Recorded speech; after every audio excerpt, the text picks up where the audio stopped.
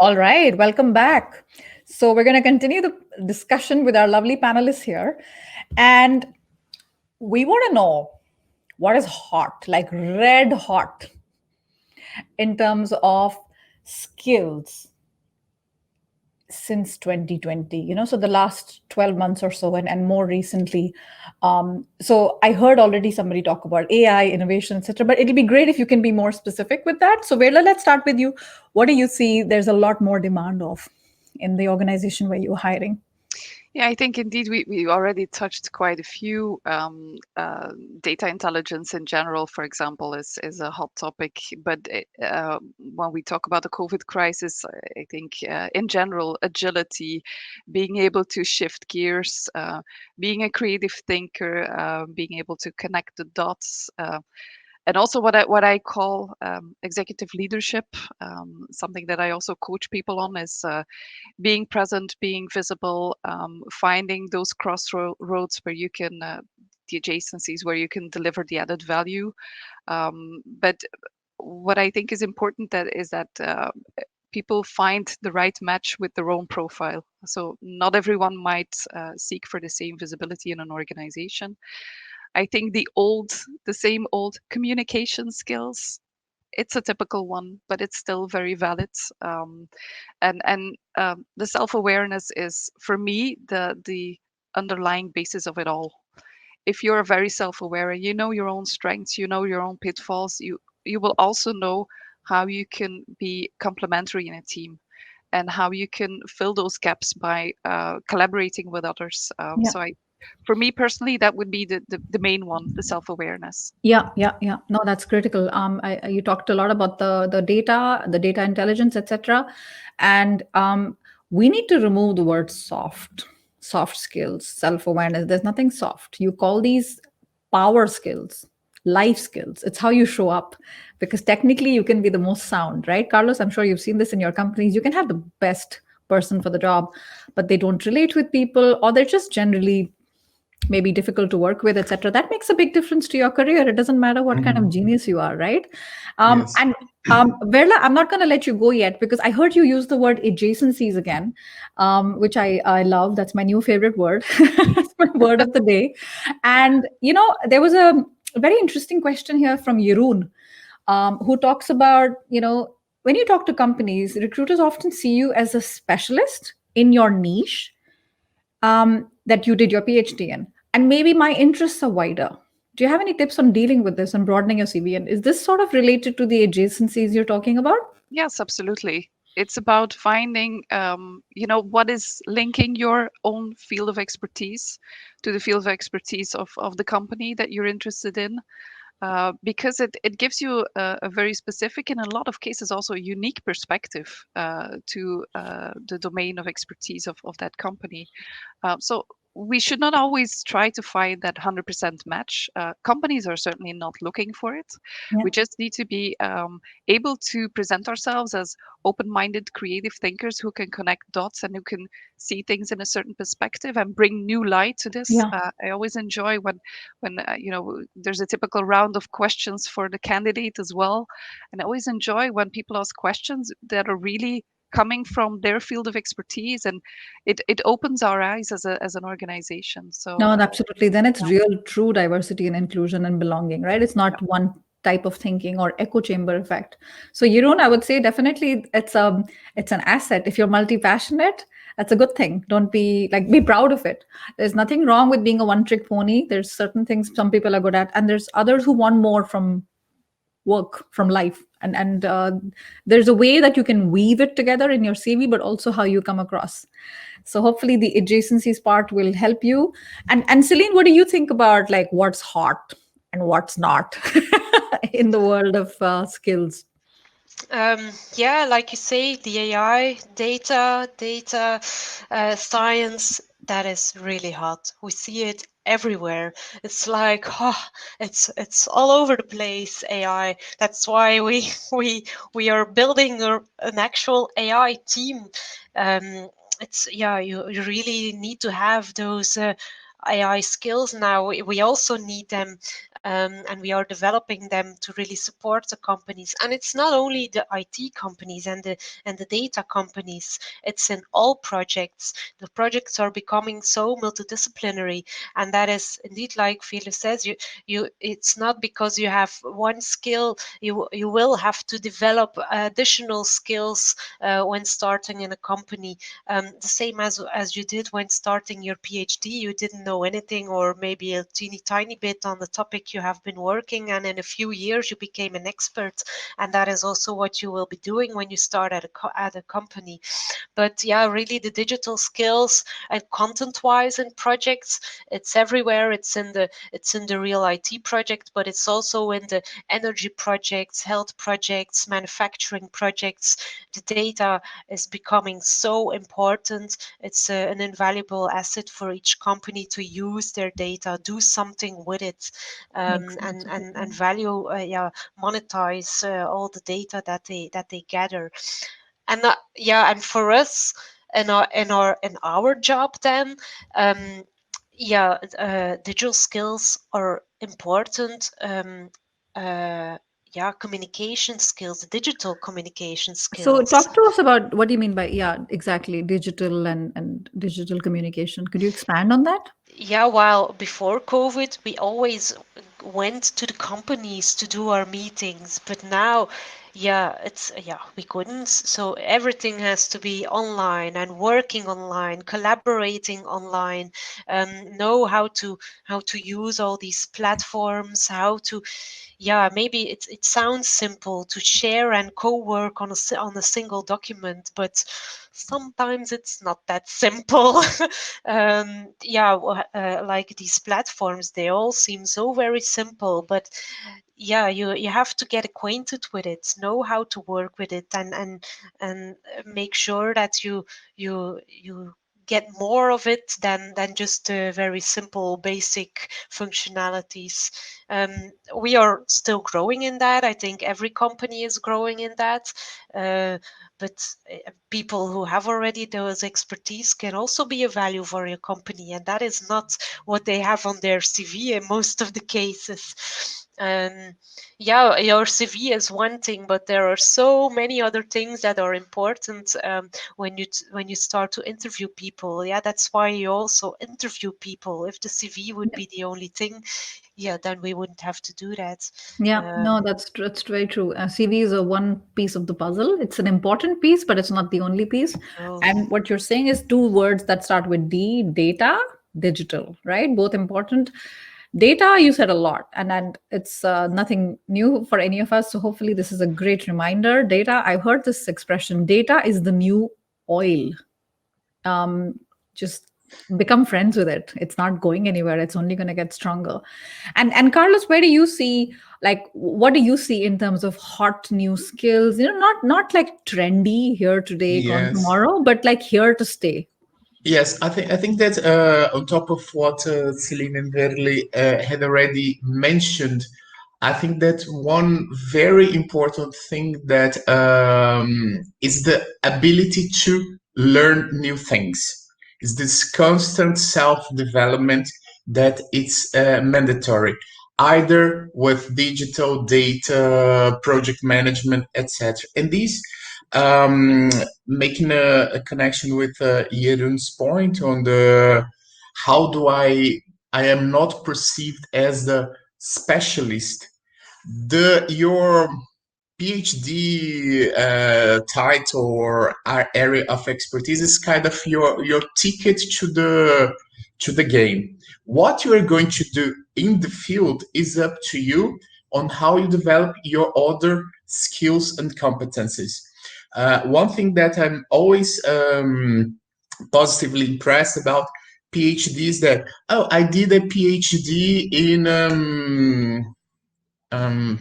whatever engineering or whatever field, but I have always been interested by this. And then I took a course, I made a course online, I did whatever. So this showcases me someone that is not only attached to his or her own PhD experience. that has a broader scenario, a broader set of skills. This is very important. This continuously learning and ability to learn new skills. And so now, for one thing that you mentioned that I found very interesting about the hard and soft skills, I don't like it either. I think that we had the left brain skills and the right brain skills. The left brain are the ones that are more mathematics, science, more rational, and the right brain are communication, leadership, etc. All of them are very important. There are no because when you say hard and soft, it feels like the hard skills are the one, the others are kind of we don't care that much. So let's put them in the same level. So left brain, right brain, complementary as we all in our lives to have all this transition. Yeah, no, that's fantastic. In fact, we're seeing this more and more. I've worked in companies where your performance appraisal is not just what you did, but how you did it. It's Yes. 50-50. So you could be the best, technically most sound person. But pardon my French, if you're an asshole, nobody wants to work with you. That's a problem. So Yes. you want to be able to be relatable. Mhm. Yeah, soft stuff. Yeah, I've heard of it.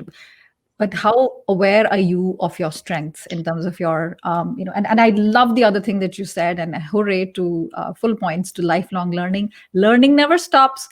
I'm talking to a bunch of PhDs here. Yes, learning never stops. You've been in the books for so long, and you're like, oh God, I can't wait to start working. Of course, and at the same time, you're working. You'll be working 10 years, 20 years, 30 years. You're still learning, and learning is not just learning in a classroom, right? It's learning on the job, learning with mentorship, learning with feedback, spot feedback, certain things that work very well. You love this feedback. Certain times you don't, but you're like, okay, I learned what not to do.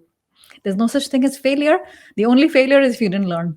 Something happened, there was a mistake, you didn't learn, and it happened again. Otherwise, how else will you improve, right? So fantastic.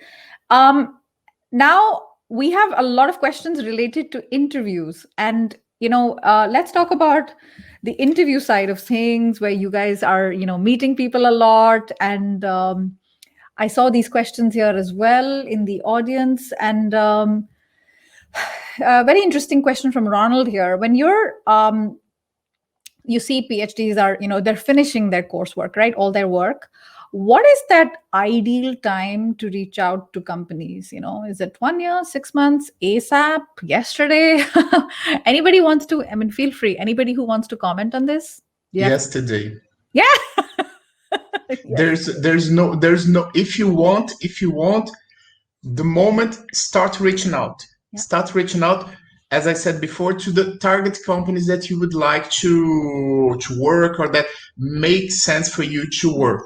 It's not just randomly reaching out. So you need to have a plan, you need to have a coherence, you need to understand. And of course, the PhD needs to be relatable to that company. Sure. Cannot I don't know. You cannot work in a law firm no. having done a PhD. 100%. Kind of yeah. You gotta be but don't hesitate to. Yeah. I'm finishing. I'm writing. Practical example. In ABI, I've hired at least 4 PhDs that were still writing their PhD thesis, etc. Because we know it's a long process. We know that it requires, but it's a process that's already ongoing, and the person with a good will, of good balance can manage 2 things: working and writing the thesis. Absolutely. Ronald, what a lovely feeling it is. You have 6 months to go, but you already know where you're going to work. It's such a comforting feeling. So, going back to my silly little farming examples, right? And we talked about the well, filling it up before you get thirsty. There's a Chinese expression: the best time to plant a tree was 20 years ago. The next best time is today. So don't wait. Do not wait. If anything, hopefully this session is going to be a nice, loving kick in the pants that sometimes we all need. So, all right. Now I'm going to ask all of you about interviews. each of you 2 questions, and would love your brief answers here because I know that we have a little bit of a stop at around 11ish. What is it that when you're interviewing someone, in your heart, in your head, you're like, yes, this is a winner. This is exactly the person I want. How do you get that feeling? Very sort of brief answer. And the opposite of that, has it ever happened to you that you're interviewing someone and you felt like closing the interview early because it just felt like it was not a right fit or a waste of time? Céline, how about, let's start with you on the hurrah moment and the uh-oh moment. Well, I think the second one will be very easy to answer, but the first one, yeah, I think so. Apart from the CV, I think it's important, to feel the click, to feel the match, and see, okay, does this person fit within our company? Does a person fit with our DNA? The things that we at Mint find very important are the attitude of a person, their enthusiasm, their drive, their sincerity. What we look for are team players, not individualists. And I think that's for every company. Don't be a one-man show. A team is now so crucial to work in. That's indeed where those soft skills are so important. Without soft skills, you're nowhere. So we have a very tight team. So we really need somebody that fits the team. And we have our drive values within Mint, which are delight. Is it somebody who can delight our customers, really goes for it, take that extra mile? Also respect for the clients and internally, integrity. We say what we do and we do what we say. Really be honest. Versatility, the flexibility, the agility is also very important. And the excellence. We want the best ones in our team because we are delivering the best for the clients. And if the person has done their research properly, they know these values of yours, and when they're talking to you, they will use the same language. This is a Jedi mind trick. I put in a Star Wars reference in the comments a little 2 minutes ago. This is a Jedi mind trick, right? And the exact language Céline is using. And if you're targeting a company with a certain specific taxonomy, like they use these words, you use those same words. And then there's a Jedi mind trick, and they can imagine you doing the job because you're like, this person understands what it's like to work here. I don't have to make a decision. The decision's already made. Right?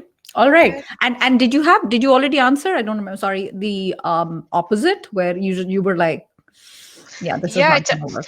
It's difficult to really specify that, but I think we quickly feel, it's like, okay, if it's not really the attitude, and it's really difficult to phrase that. What is it? But you feel it. You feel it. And it's back to those infamous soft skills, guys, those power skills. You got to hone them in. You got to understand what is it. And one of the ways to do that is record yourself sometimes in front of a phone. And then you can see that, oh my gosh, what can I do? Maybe I ramble too much or whatever it is.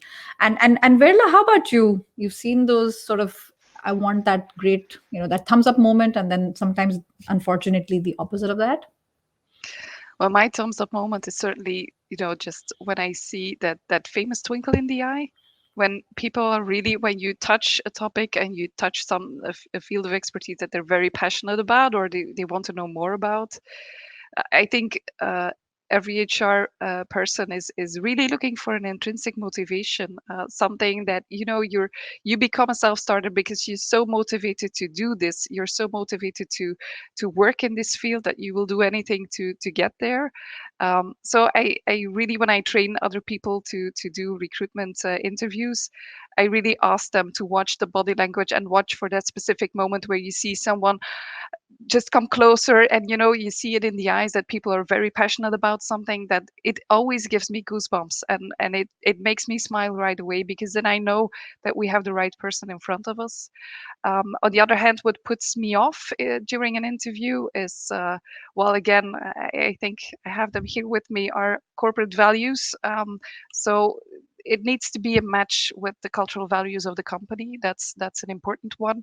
But in general, also when recruiting for other companies, one general thing that puts me off is dishonesty. People not being open, people not being honest, not showing who they really are.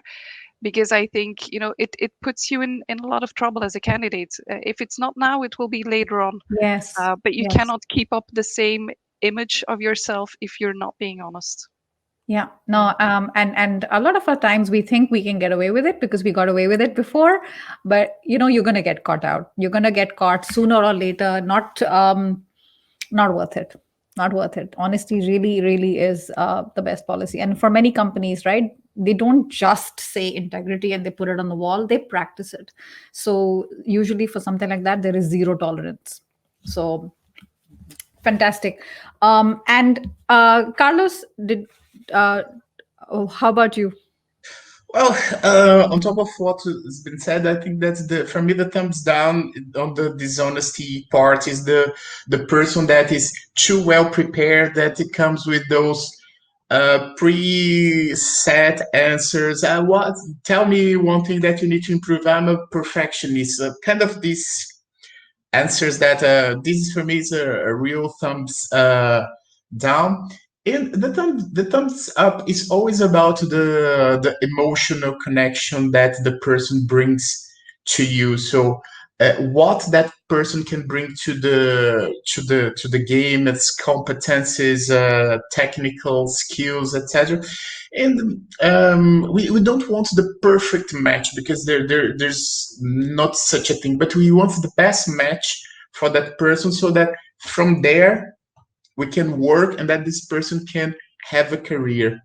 For me, it's very hard to explain on tangible how do we feel that, but you connect with the candidate, you see that person working with that specific line manager, with that specific team in that conditions, and you say, this is the person that we should hire.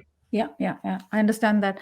And Carlos, since we have you here, and there were some questions in the Q&A section about change, right? I want to do something else. Talk to us about that because you are looking at filling up very crucial talent needs, and you look at a lot of senior executives in transition. Yes. Now here, someone who's watching and is looking at changing their field, perhaps, or completely different switch. What would be your best piece of advice for them? Again, to have a plan. Cannot be just this random thing that, I'm in HR, I want to do marketing. Okay, you can do, but you need to have a plan for that. First thing.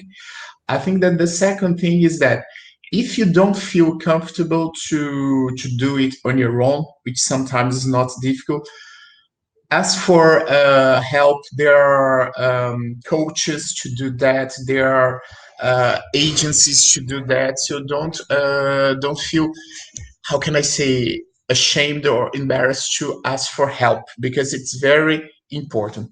And the bottom line, again, Sonal, is the ability to learn new things. So if you want to change, the first change that you need to do is on your own. If you want to go from position A or from sector A to sector B, what does it take to get there? What are my competences and skills, and what do I need to do to get there? You don't need to be perfect to be there, but at least you need to demonstrate that you are on the process. Yeah. No, the lifelong learning. Yeah. Yes, I don't know if I answered your question, but yeah, you did. And I think that some of us, as we get older, and I saw somebody commenting about, I have a family, I have kids.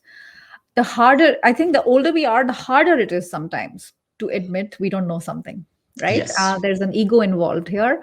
And the best piece of advice that I'm hearing from Carlos is that empty your cup before you say you know everything, because you don't. And yes. It's very difficult, and there's an expression we have, Veerle, you probably heard it in coaching. You cannot tickle yourself. Like you do it. It's not funny. You need someone to tickle, and then it works. And same with, you cannot know your strengths and weaknesses sometimes yourself. You have blind spots. And that is where, and we're not like, Veerle is a coach and I'm a coach. This is not like a promotional thing here. You've got the resources with the talent pool and with all the work that is happening behind the scenes in all your respective universities. Put your hand up, and ask for help. Yes, and it's very important to have this openness to ask for help.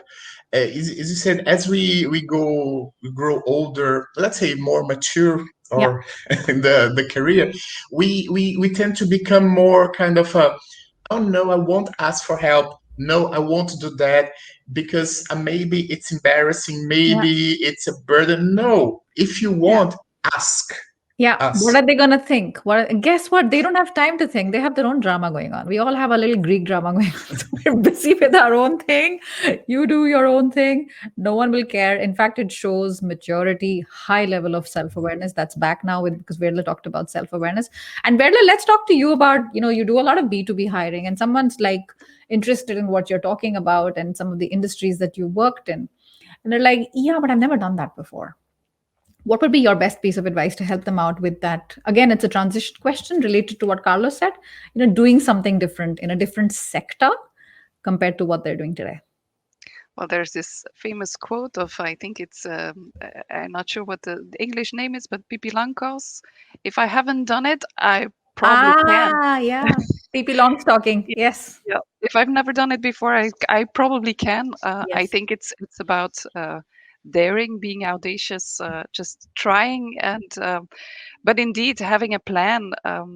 Really thinking about what is the best way to achieve what I want to achieve, and don't forget, every single one who's already in a career for a long time, they once stepped into an office for the very first time in their career as well. So we all had to take those first steps.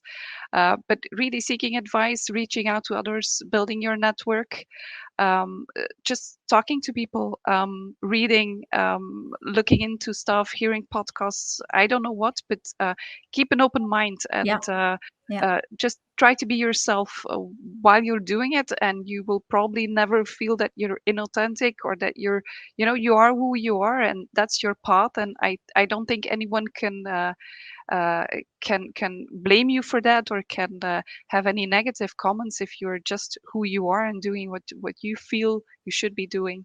Yeah. No, absolutely. And don't wait. Don't wait. Start. Yeah. The hardest thing is starting. Once you put Yeah. one foot in front of the other, you know what? Who said this? The journey of 1,000 miles begin with a single step.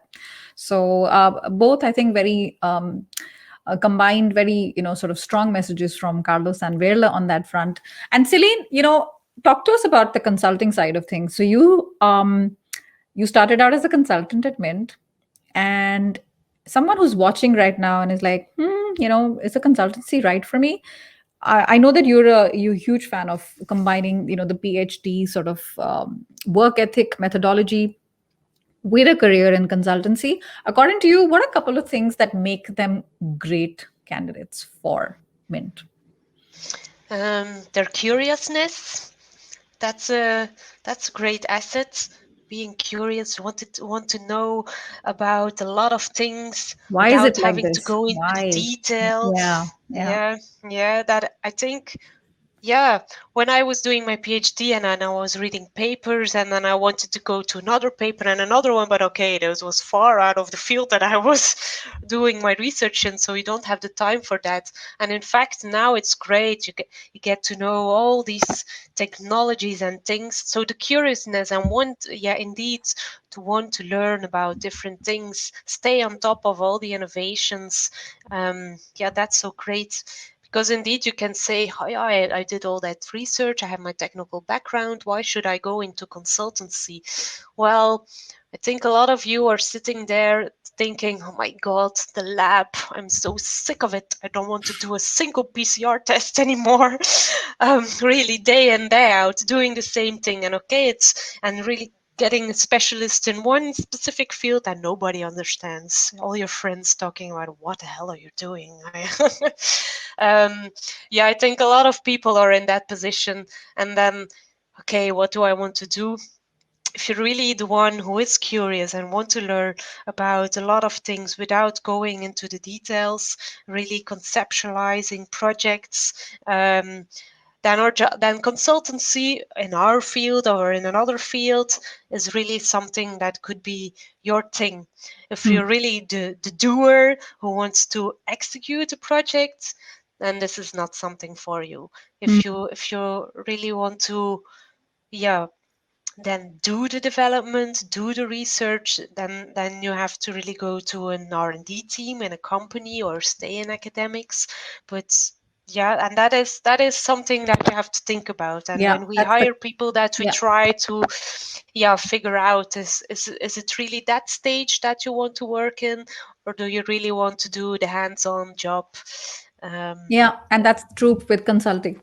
Any type of consulting, right? It's a different level of answerability and accountability, and it's not always you that makes those final decisions. It's No, the clients, or whoever receives the research or the report in the end.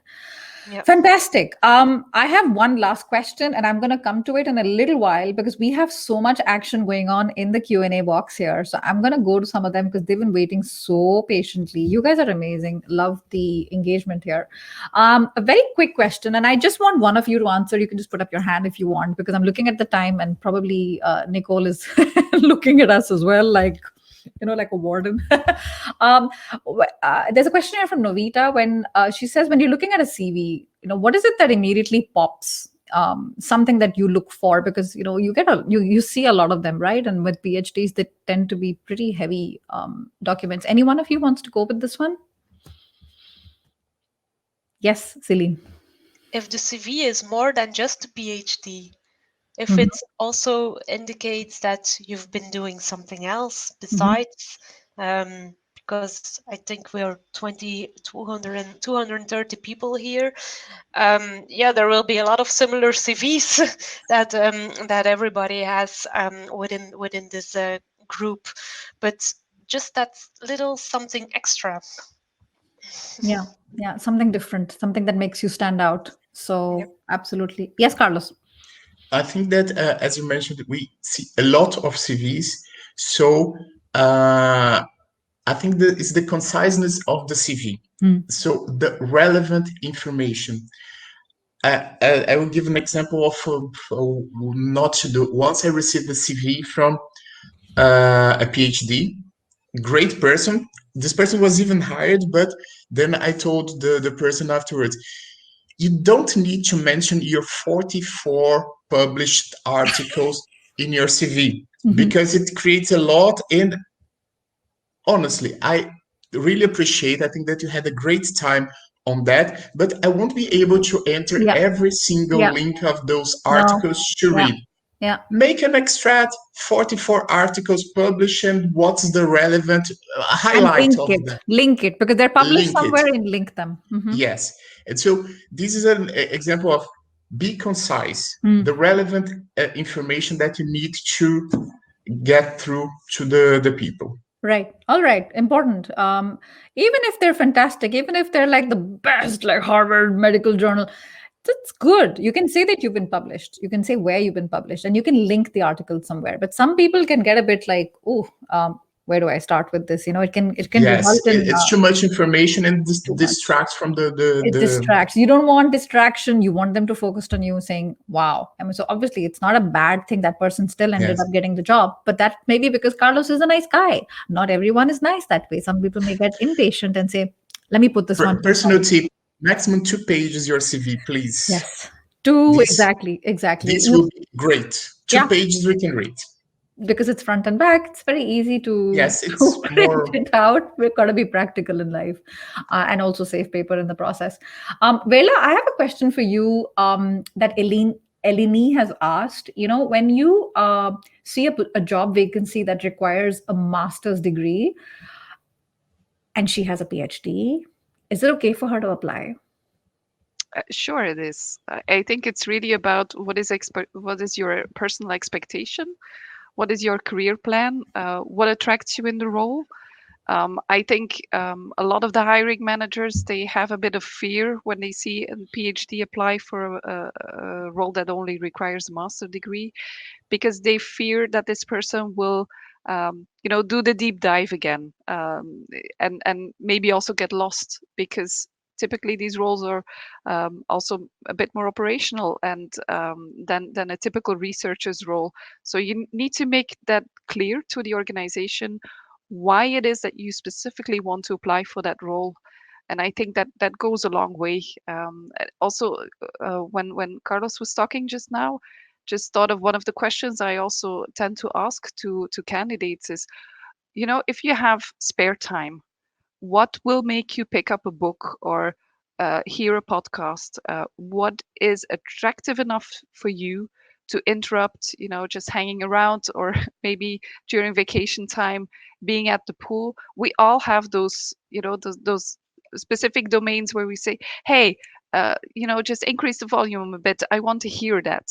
And that's exactly what we're looking after as organizations. We really want to see what really attracts you, what triggers you. And if you can make that clear, for example, in a motivational letter, I'm sure that can be, that Yeah. can stop hiring managers from being pushed away by the PhD degree. Yeah, no, absolutely. Link it, make sure there's a story in there, and it doesn't hurt. What's the worst that'll happen? They won't get back to you. Doesn't matter, but at least you did your best, right? Carlos, I have a question for you from Karimi here. Does the language barrier play a major role in PhD hiring? Do you care? Or but particularly, I'm talking now like in the private sector. Yeah, no, when you're hiring. I think, to be pretty honest, depends a lot on the size of the company. If it's a multinational company, absolutely not. I think the English is important. If it's a more regional or local company, either in Flanders or in Wallonia, maybe the language will play a more important role. Okay. Yeah. In general, I would say no, because at this level, when you're talking about a PhD level, we are talking about a high-skilled professional. So the English is already good. By the way, good enough to No, be hired. and I know that since we're talking about a consortium of 5 Flemish universities, I think a very easy way to point it out is if you see the vacancy in Dutch, then chances are they need you to speak Dutch at work as well.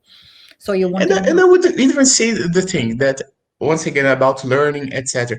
2.5 years ago, I took the decision to start learning Dutch, which was one of the best things that I ever did. And so I can tell everybody. So people had this, oh, Dutch is this, Dutch is that. No, it's not. Start learning Dutch. It's a very nice language and opens your mind and a lot of possibilities. So fantastic. Don't be afraid of the Dutch language. At this stage in Carlos's career, he's spreken klein beetje Nederlands. If he can do it, you can do it as well. Yes, if you want to stay here, you got to make the effort. Absolutely. Even if it's not compulsory. Veerle, you were going to say something? Yeah, it's just such a fantastic thing to do, because it helps you for the integration. For example, we hired a couple of people in R&D as development chemists. One was Italian. The other one had another background, I think somewhere in Eastern Europe. But what you see is that it helps just interacting with the lab technicians, for example. Yes. They can speak English, but they have to do a bit more effort. And just being able to sit around the table in the canteen during lunch. If you want a relationship to go to the next level, English is not going to cut it, right? And I've noticed that with my own experience living in South America and with Spanish. And Céline, you were going to say something as well about the language? Yeah, well, here in our company, our CEO, which is one of the founders of the company, she's Irish. She learned Dutch by moving here. Love brother here. and she's been here now for 13 years. And she learned Dutch as soon as she came here. And what's the lingua franca, Céline, at work? Dutch. Okay.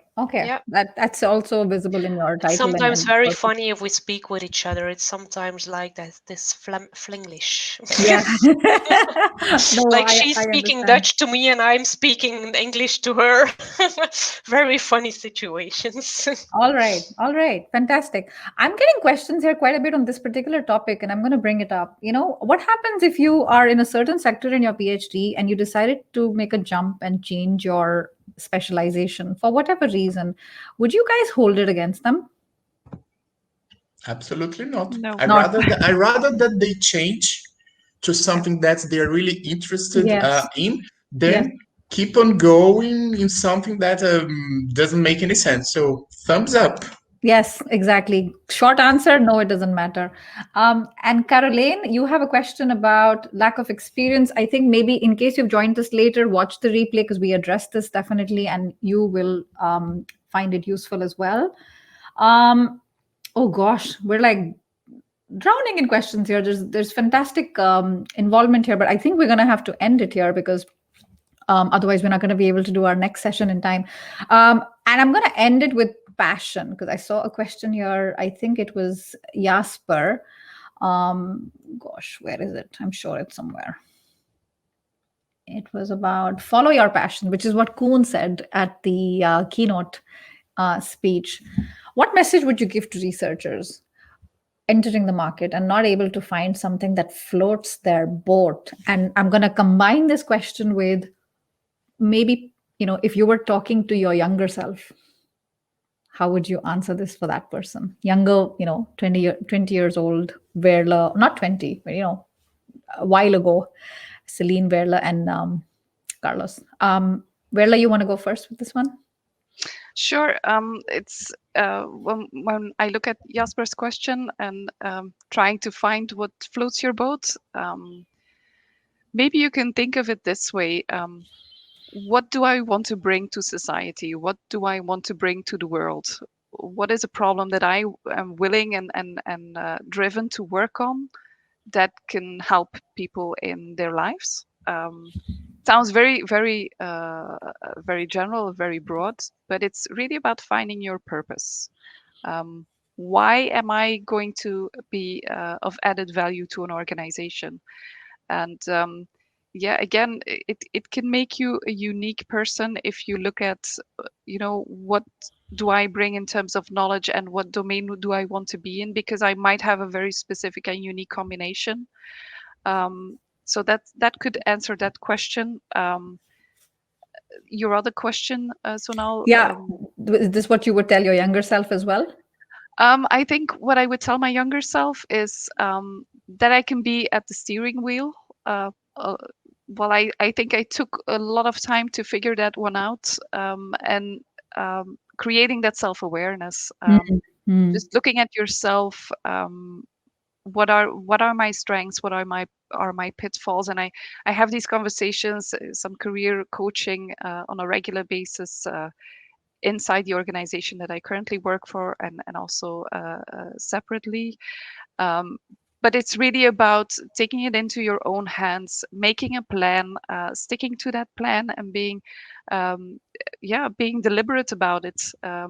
That can do such a big thing for your career, and it can, if you're ambitious, it can increase the pace quite a bit. Sometimes people stay in their role, they stay in the organization, they've seen it all, and then I'm like, what prevents you from going out there? Just even if it's just simply building a network or talking to peers in other organizations who have a similar role. Yeah. Keeping an open mind is just so important. Yeah, and it links very smoothly to the lifelong learning that we talked about before. Absolutely. That's a key takeaway for a lot of us who are watching. And Céline, how about you? I would say dare to grab opportunities. Don't be afraid to step out your comfort zone, and make sure that you stay happy in your job.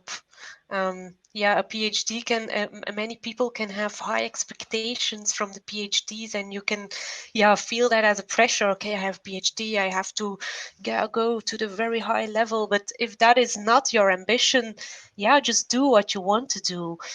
Go as far as you want to go, and make sure that you stay happy. And like Veerle said, if you have the feeling I've done it all, then try something else, and don't be afraid to do so. We have to work for many years, guys. It's taking up a lot of our time, so we have to make sure that we like our job. Yeah, and absolutely, I believe a 1/3 of our life, I believe, is spent at the workplace, and if we don't have joy in it, what's the point? So it's sounds like both of you are also talking about being in the driver's seat of your career. Take charge. No one's going to do it for you. Hitchhiking will only get you so far. You got to get back in the driver's seat. And Carlos, what's your favorite piece of advice here for someone who's like, what is this passion I thing? think is that don't be afraid to make mistakes. Don't be afraid to take risks.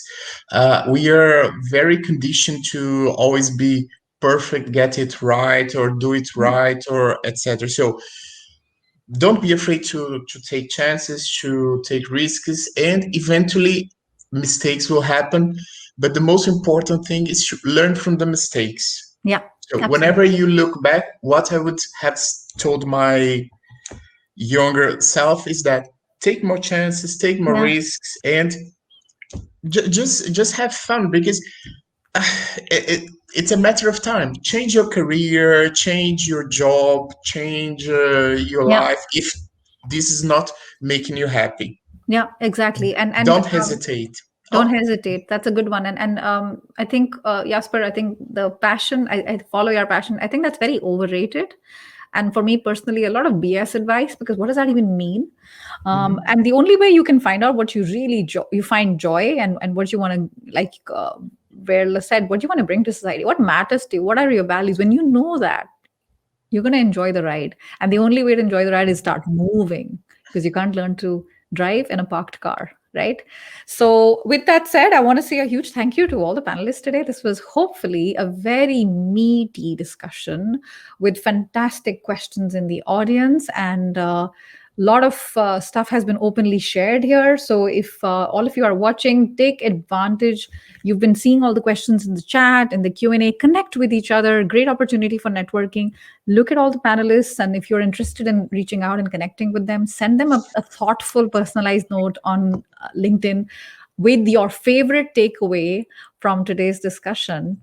And before I let you go, I want you to know we have a short session here in the expo area. So all the viewers here, not the panelists, but I want to make sure I say this before I forget. We're going to go to the expo area right now, because we're going to learn how we can use the talent pool, the tool, right? All the tips and tricks. This is the time to do it.